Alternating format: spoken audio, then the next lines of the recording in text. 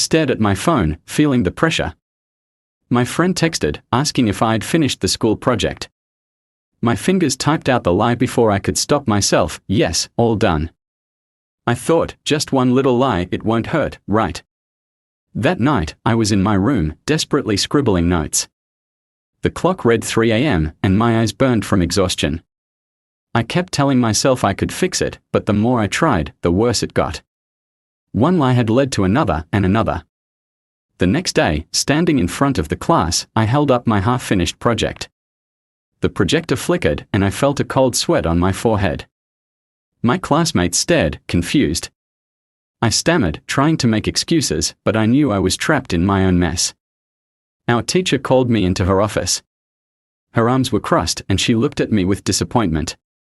She held up my project, pointing out the obvious errors. I couldn't meet her eyes.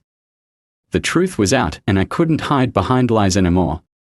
The following day, I found myself in a bright yellow vest, mopping the hallway during lunch.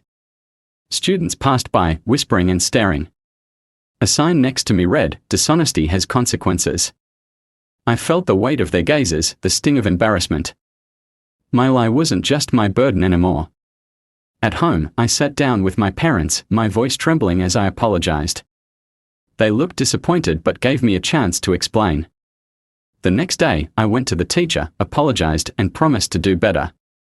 I had to make things right, no matter how hard it was. I worked late into the nights, pouring my heart into the project. At the next presentation, I stood confidently, my voice steady. My classmates applauded, and my teacher nodded in approval.